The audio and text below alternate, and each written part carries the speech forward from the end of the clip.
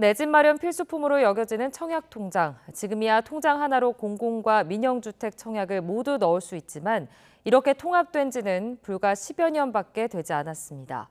종합저축 출시 전 청약통장을 만들어야 했던 사람들은 오히려 손해를 보고 있다는 지적이 나옵니다. 윤혜리 기자입니다.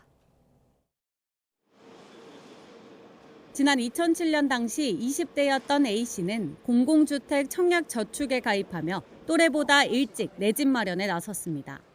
어느덧 16년, 200회 가까이 돈을 넣고 있지만 서울의 공공분양은 가뭄에 콩나는 격이라 정작 통장 써볼 기회가 거의 없었습니다.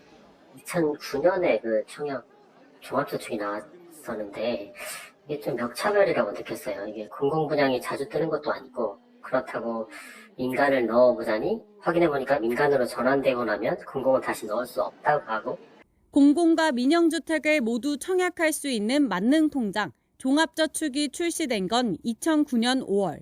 이전까지는 공공주택만 신청할 수 있는 청약저축과 민영주택만 신청할 수 있는 청약예부금 가운데 하나를 택해야 했습니다.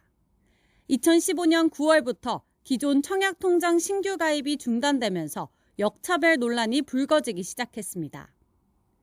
종합저축과 달리 청약예부금 통장으론 공공주택 청약을 들 수 없고 청약저축을 예금으로 전환하면 공공주택은 신청하지 못하게 되니 기존 가입자들로선 불공평하다고 느낍니다.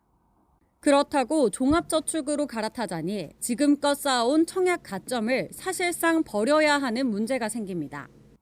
이런 불만 속에 청약저축과 예부금 통장을 그대로 유지하고 있는 가입자 수는 지난 9월 기준으로 140만 명이 넘습니다.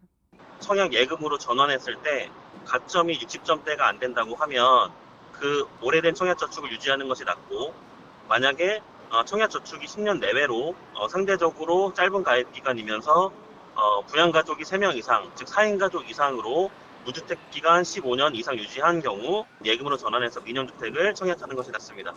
오랫동안 내 집 마련에 애쓰고도 오히려 손해를 보고 있는 사람들이 적지 않은 만큼 제도를 다시 살필 필요가 있다는 지적입니다. YTN 윤혜리입니다.